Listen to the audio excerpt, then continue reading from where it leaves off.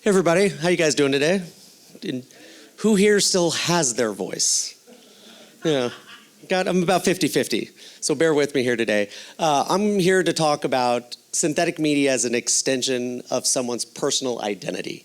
And that sounds very fancy and very complicated, but really what it's about is we want to take kind of the stigma away from what deepfakes are getting rolled up into. You know, the ethical use of someone's clone, of an avatar, of their voice. And we just run to make this very simple of everything we're doing is an extension of one's identity. And then what are some of those legal and personal ramifications around that? And that's what we're going to spend some time talking about today. I'm going to try to keep this to about 15, 16 minutes or so, because I want to make sure we have enough time to bring up our friends from Cameo and Candle to spend some time talking about, some of the things that we've done to kind of advance this space. But one of the things that, there it goes. Wait, hold on. Hey. Okay, there we go. Why Baritone? Well, one of the things that I was noticing when we're here at CES is that Baritone, they're like, oh, you guys, you're the voice company. I'm like, well, yes, we are, but we're also so much more than that. A little bit about us as Baritone is we're the leader in enterprise AI software. And really what that means is we help bring structure to unstructured data for many different corporations around that. Media, entertainment, government, energy, schools, police, municipalities, to really help bring structure, as I was saying, to their unstructured data and transparency to their efforts in working. And what that really does is it empowers these organizations, both big and small, to kind of augment their human workforce, to be able to kind of transform some of their workflows, either through application or APIs, to help bring meaningful scale to their businesses. And it's something that we're really proud of, and like to show some of those examples here in a little bit and things that we're seeing in just day in and day out. All right, perfect. Just wanted to make sure that this thing is working. Apologies as I go back and forth here, the notes aren't showing. So your voice identity is your identity. And I think this is something everyone really needs to understand. When someone talks about a deep fake or a clone of someone's vows, that is their identity. And so there's a couple things that you need to take into consideration when you're thinking about jumping into this space. The first thing that I want to talk about in there is NIL. And NIL said a lot of great things. We've heard a lot of stuff about NIL as it relates to college athletics. And that's just one example. NIL is name, image, and likeness. And it's basically the right of publicity. And that's one thing that we need to take, or the right of publicity in this case is very specific to where I live in California.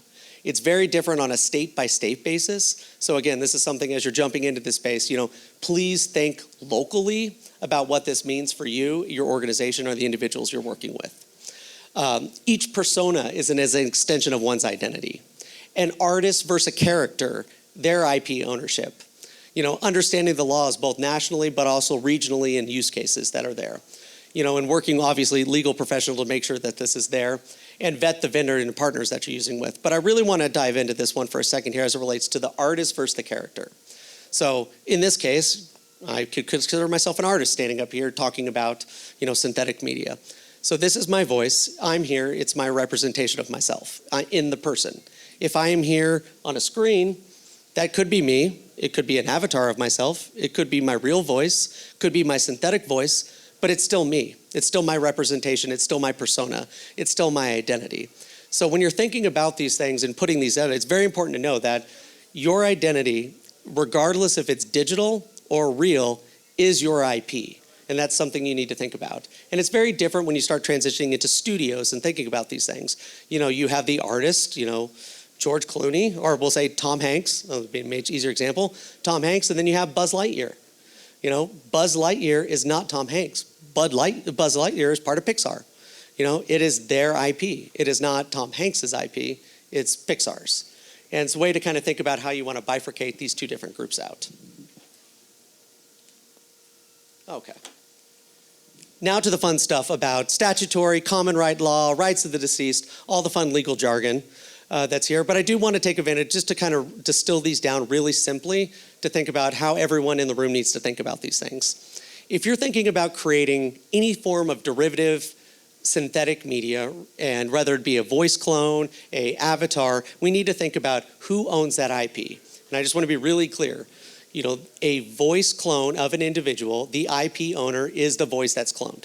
It is not the person that cloned that voice.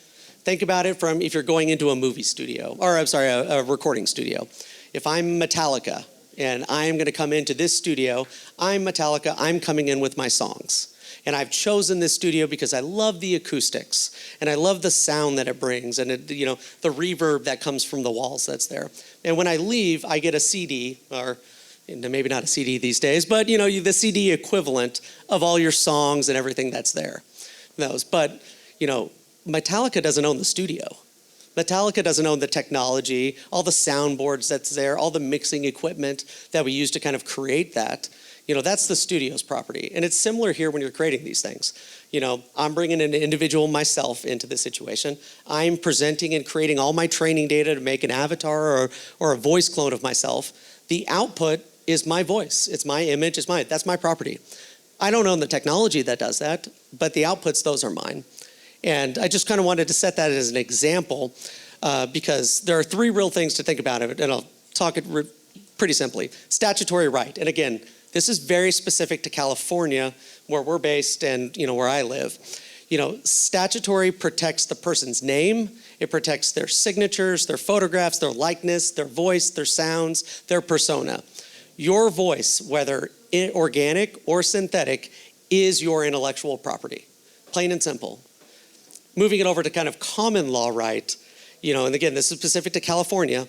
Common law right protects custom and owned identities from unauthorized or personal use. So deepfakes or anything else that is created without that consent is not covered under common law right. So again, something to think about as we're going through these things. Consent is required and very important in all things that are being done. And lastly, and this is one of the things that's becoming increasingly more, the rights of the deceased. So when someone has passed, right now, at least in California, you have a period of time in which the estate can claim the likeness of the person that has passed. But after a 70-year period, all of that becomes freely transferable. So anyone can come in and use that. That is no longer protected under this thing. So again, in California today, if someone were, to deceased, I'll give a horrible example, but for personal, Vince Scully, which we had the wonderful opportunity to work with him and his estate and creating a clone for him. When he had unfortunately did pass, his name, image, and likeness was cloned by his daughters in his estate. And in part of that was his vocal clone that was created by that. So it is part of their estate that they're in and using right now. And I think it's just good for everyone to know because what we're seeing in this is some fear around this. And that fear is slowing around the adoption of AI and a lot of these other use cases that are out there. So, quick ways to combat that, just awareness. These are some of these things that are making people nervous about what to do in these things. And that's generating the fear because of the lack of the awareness. And then again, just legal clarification. And obviously we have our friends from SAG-AFTRA in the audience here as well. But legal clarification between talent, between unions, between studios, around all these lines. And it becomes a little bit even more complex because this type of law varies by state from those. So just again, if you're into this and working to this, just think about not just where you reside, but where your talents may reside, where your use cases may come through. These are all factors that everyone needs to take into consideration as they're going forward. And again, jumping into some of those use cases, there's a ton. I mean, candidly, just between the people in this room here, there's probably 10,000 more opportunities that we can all collectively think about how we can use AI and voice on top of that. I mean, ChatGPT, as JP mentioned, has been probably the topic of dinner conversation for at least my last 7 dinners, and specifically my last 3 here. And all things, and it's fun to see how people can geek out about these type of opportunities and different uses of AI. And specifically how voice can help personalize that, can localize that, can regionalize that. And these things together are all massive industries into themselves. And these are just other ways that you can build connections with people using AI to make things more extensible, to make things more personalized, to be able to connect more with the different personas that companies and brands and individuals create. So now that I've gone through the boring stuff, we'll talk about some of the fun stuff and then bring our friends up here on stage. As part of these things, here's some examples about kind of use cases that are actually, AI in the wild today. These are happening here today. So the first one we're going to play is, Ross Tucker. So if you guys don't know who Ross Tucker is, he's a former NFL football player. He works for DraftKings. He runs many of the DraftKings podcasts. Outside of Kevin Hart, he is the voice of DraftKings. And as you can see with DraftKings, has anyone heard a commercial break in the last 6 months that did not have some form of sports betting in it? Either from DraftKings, from FanDuel, from BetMGM, it's everywhere. That's here. What's interesting about this is that the scale of advertising in this genre specifically, in this vertical, has scaled the limitations of human voice talents. There are more commercials being created with unique specific identifiers, unique specific betting lines, that unless they have voice talents that are capable of recording live 24 hours a day, 7 days a week for 30 straight days, we actually cannot create enough content to continue to produce the ads at. So again, this is a wonderful opportunity where AI is able to augment that human in the loop. Ross Tucker, host of the Even Money podcast for DraftKings, an official sports betting partner of the NFL. DraftKings Sportsbook is live in Wyoming with mobile sports betting. And for a limited time, DraftKings Sportsbook is offering new customers $200 in free bets instantly if they bet $1 on any football game. You heard right. DraftKings is giving all new customers $200 in free bets instantly when you place a bet of $1 or more on any Week 2 game. This isn't some offshore operation like other gambling sites. DraftKings is a legitimate sportsbook based right here in the U.S. Download the DraftKings Sportsbook app and use code IHEART. That's code IHEART for a limited time only at DraftKings Sportsbook. Now, I told you guys that was synthetic, but kind of hard to tell that would be synthetic if you did not know that. You're hearing that. You would think like, oh my God, it's a normal everyday ad that I'm hearing again and again and again right now. The next one I'm going to play is a real example that we're able to use with our friends at Mind Show and Santa Claus with Cameo for Kids that was launched this past month. But again, taking advantage of a natural treasure like Santa Claus that kids and everyone can get to interact with, but really being able to take these opportunities to personalize it down to the individual or the child's level. And it's, just an exciting thing to be able to provide to children. It's me, Santa Claus. Mrs. Claus and I are counting down the days till Christmas. We are so excited to share the magic of the holidays with you. Your friend Baritone told me you have been a really good friend this year. So, actually that may have cut off early, but that's okay. It's not a conference without a technical difficulty here or there. I'm sorry. So I'm going to cover this real quick here before we bring up our friends. How AI is powering some of Cameo for Kids' efforts right now. Some examples with our friends from Candle Media and Coco Melon and the Moonbug family. Parents have the ability right now to log on to cameoforkids.com and they can go in there and they can pick a character and they can choose a script or is it a holiday? Is it a birthday occasion? Is someone going a bedtime routine and hundreds of more to come? And being able to say, look, I want to personalize this for my child. I want to give them an opportunity from those. So they get to personalize this. Then they get to go ahead and place the order. And then at that point, then AI really gets to take the things and assemble these moments together.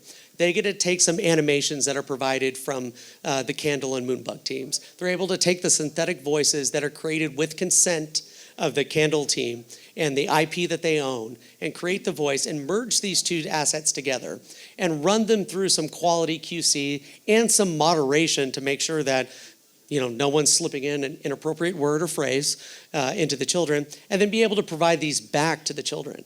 And I don't know if you have a chance to see some of these or some of the viral moments that are coming from these things, but being able to see the children react to these things, it's a wonderful moment where people get to see it and they get to experience. And again, this hasn't augmented any of the human force.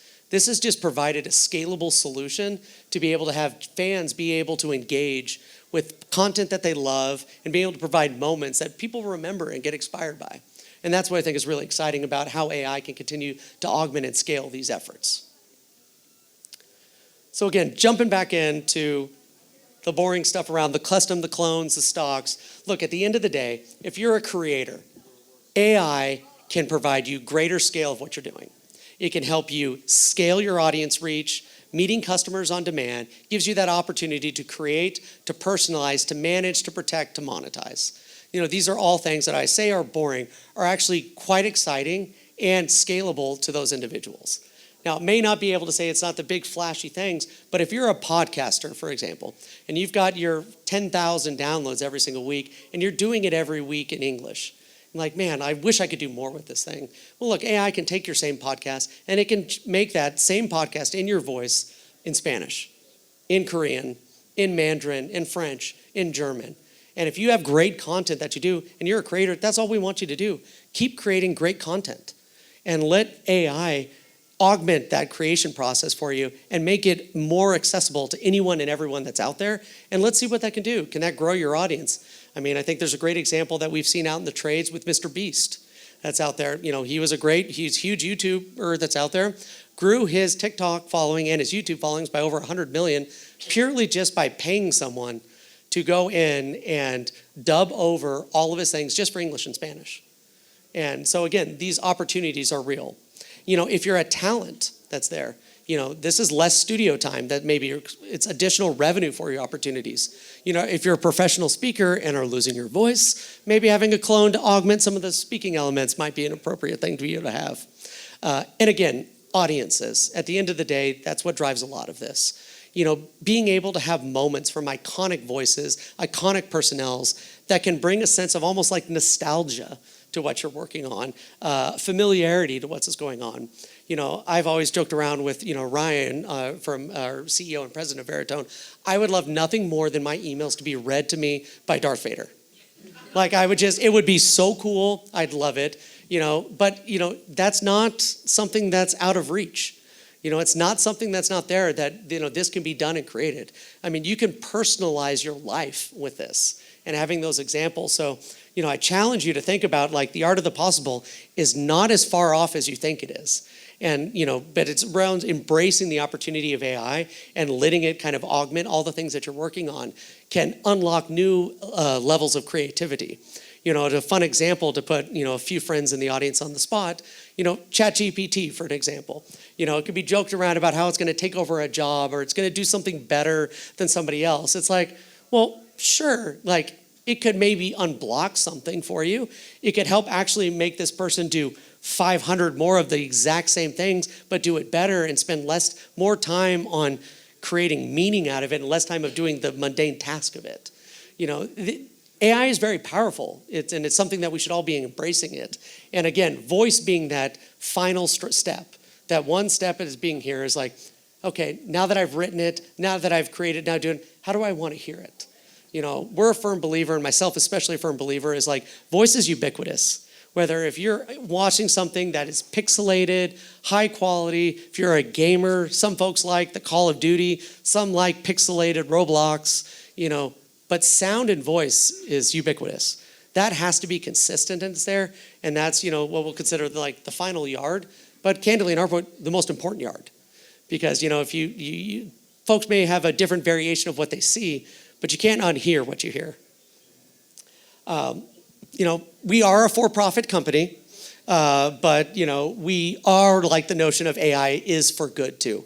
And just because you can do something, perfect. As I was saying, just because you can do something doesn't mean you should. And we should also harness AI for good. And here's just a couple examples, and, these are available on our site. April Heisling is a wonderful, actually professor on the East Coast, and she lost her voice due to a bout with throat cancer. And so one of her students rallied around her and got all of her recorded sessions that she gave and talks that she had given, and actually provided that to us as a training data. So while she can no longer speak anymore, she can actually still go in and she can write her dissertations, and she can write everything that she's going to talk about, and she can write her teachings out. And then she can still go into the classroom, and using her synthetic clone, the students still get to hear her. She still gets to interact with them. She still has something that is personal to her and allows her to that sense of freedom that she can keep doing what she's doing. And another example is Bill Nutty, who's the former CEO and chairman of the NCR Corporation. He had a horrible bout with ALS that happened very quickly. And in the moment of his son getting engaged, to his son getting married had gone from that being fully capable to being voiceless. And one of the first things that he did when this was he wanted to create an amazing moment for his son to be able to speak at his son's wedding. It was his only child. So he quickly recorded the training data for his voice. We were able to create the voice for him and allow him to be able to present a video and actually give a toast at his son's wedding, which was an incredibly powerful and wonderful thing. If you go online, you can actually see the moment. Church was at the public library in New York, so take your guess on how much that wedding cost. But it was a beautiful moment. And just before I bring up our friends here, I want to lay this out real quick. We have a very strong promise for good at Baritone. We built our business around building transparency around content, transparency around what's going on, and using AI as a foundation stepping stone for that transparency. So we work with a lot of partners, both with the Open Voice Network and the IAB, and help making sure that we are helping protect the governing bodies and developing global best practices to make sure that this is being used safely and ethically and consent-driven first. And so again, we want to make sure that we help prohibit general learnings of unauthorized synthetic models. There are those that are out there. And so if you have questions about what they could be, find me or a member of the Baritone team. Happy to tell you about some of the steps that we can do about helping protect any of those assets that's out there. Controlling those models, making sure that there's accessible. For a perfect example, if you create a clone with Baritone or any one of our partners, that's yours. We don't have access to it. We have access to the technology. That's your clone. You have to authenticate who you want to be able to have access to that. And the example that we're going to talk about right now with what we're doing, I see the time code. What we're doing with Cameo is that we actually have consent from Candle Media, which is, and the only people that we get to have access to the voice to is Cameo. So everything is running through that. Again, consent driven around our promise for good and making sure that everything is protected and controlled. And with that, I'll stop talking now. And we'll have a little sizzle reel as our friends from Brent Weinstein from Candle Media and Jim Terpstra from Cameo can come on up, around with Jody, who will be moderating.